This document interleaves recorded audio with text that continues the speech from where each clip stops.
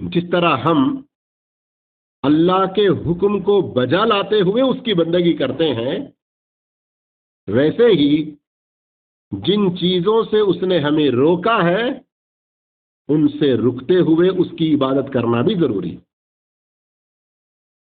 اس کا حکم بجا لانا جیسے عبادت ہے، اس نے جن چیزوں سے روکا ان سے رکنا بھی کیا ہے؟ عبادت ہے۔ اور اس میں سب سے پہلی چیز بتائی گئی کہ ہم بہت سارے احکام سنتے رہتے ہیں، اللہ کی عبادت کرو، نماز پڑھو، روزہ رکھو، زکوٰۃ دو، صدقہ خیرات کرو، ماں باپ کے ساتھ حسن سلوک کرو، لوگوں کے ساتھ احسان کا معاملہ کرو، سچ بولو، امانت داری کا پاس و لحاظ رکھو۔ اس طرح کئی احکامات ہم سنتے رہتے ہیں۔ تو ویسے ہی اللہ نے، اللہ کے رسول صلی اللہ علیہ وسلم نے کچھ چیزوں سے ہمیں منع بھی کیا ہے، ان سے رکنا بھی ضروری ہے۔ ان میں سے 4 چیزیں آج کے درس میں بیان ہوئی۔ پہلی چیز کیا ہے؟ اللہ نے جس مقصد کے لیے پیدا کیا اس مقصد سے کبھی غافل نہیں ہونا۔ کس مقصد کے لیے پیدا کیا اللہ نے ہمیں؟ اس کی بندگی کے لیے۔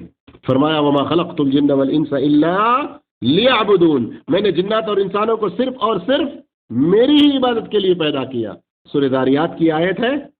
اور دوسرا حکم یہ تھا کہ عبادت میں اللہ کے ساتھ کسی اور کو شریک نہ ٹھہراؤ۔ عبادت میں اللہ کے ساتھ کسی اور کو شریک نہ ٹھہراؤ، اس لیے کہ اللہ رب العالمین کا فرمان ہے وَاعْبُدُوا اللَّهَ وَلَا تُشْرِكُوا بِهِ شَيْئًا، صرف اور صرف اللہ کی عبادت کرو، اس کے ساتھ کسی کو شریک نہ ٹھہراؤ۔ اب عبادت کی بات آئی کہ عبادت میں کسی کو اللہ کے ساتھ شریک نہیں کرنا ہے، تو ہمیں جاننا چاہیے کہ عبادت زبان کی بھی ہوتی ہے، عبادت دل سے بھی ہوتی ہے، عبادت ہمارے اعضائے بدن سے بھی ہوتی ہے، اور عبادت اپنے مال کے ذریعے بھی ہوتی ہے۔ تیسری چیز بتائی گئی کہ اللہ رب العالمین کی تعظیم کے ساتھ اس سے محبت کرنا، اور اس کی محبت میں کسی دوسرے کو شریک نہیں ٹھہرانا۔ ایک تو محبت ہوتی ہے شفقت کے ساتھ، یہ بچوں کے حق میں۔ محبت کی ایک دوسری قسم ہوتی ہے کسی قدر عزت و احترام کے ساتھ، جیسے ماں باپ اور استاد کے ساتھ۔ محبت کی ایک قسم ہوتی ہے شہوت جس کے اندر شامل ہے، یہ میاں بیوی کے درمیان کی محبت۔ محبت کی ایک قسم ہوتی ہے انتہائی عظمت، بزرگی اور جلالت قدری کے ساتھ، یہ صرف اور صرف اللہ کے لیے خاص ہے۔ لیکن یہاں یہ بات بھی یاد رہے کہ اللہ جن چیزوں سے محبت کرنے کے لیے کہتا ہے ان سے محبت کرنا بھی ضروری ہے، لیکن وہ اس کی محبت کے تابع ہے، وہ اس کی محبت کے تابع ہے۔ اور اللہ رب العالمین کی یہ محبت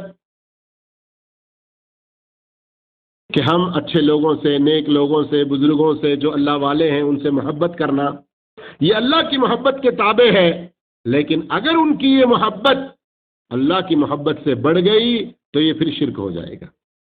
اس سے پہلے کہ لوگوں نے ایسی ہی غلطی کی، اس لیے اللہ نے فرمایا وَمِنَ النَّاسِ مَن يَتَّخِذُ مِن دُونِ اللَّهِ أَندَادًا يُحِبُّونَهُمْ كَحُبِّ اللَّهِ، لوگوں میں سے کچھ ایسے ہیں جو اللہ کے ساتھ دوسروں کو شریک ٹھہراتے ہیں اور کیا کرتے ہیں، ان سے ویسی محبت کرتے ہیں جیسی اللہ سے کرنی چاہیے۔ لیکن مومن جو ہیں وہ صرف کیا کرتے ہیں، اللہ سے سب سے زیادہ محبت کرتے ہیں۔ اور آخری بات تھی کہ اللہ سے جیسے ڈرنا ہے ویسے کسی اور سے نہیں ڈرنا۔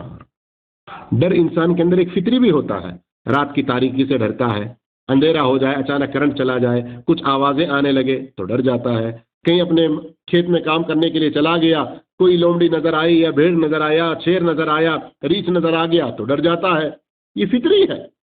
لیکن کسی مزار کے پاس سے، کسی درگاہ کے پاس سے گزرتے ہوئے یہ سوچیں کہ میں نے اپنا نذرانہ کچھ بھی نہیں ڈالا ان کو، میں نے کم سے کم سلام بھی نہیں کیا، پتہ نہیں اب ان کی کیا آفت میرے اوپر آئے گی، وہ مجھ سے کتنے غصے ہوں گے، مجھے بڑے نقصان میں ڈال دیں گے، میری بھینس مر جائے گی، میرا کھیت خراب ہو جائے گا، اس طرح کا کوئی ڈرنا جیسے کہ آج کل لوگوں میں پایا جاتا ہے، یہ شرک میں داخل ہوگا۔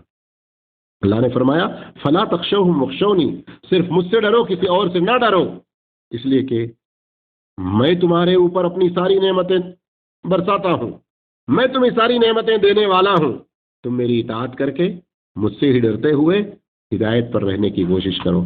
اللہ عز و جل ہم سب کو نیک توفیق دے۔ جزاکم اللہ خیر، بہت بہت شکریہ آپ لوگوں کا۔ السلام علیکم ورحمۃ اللہ وبرکاتہ۔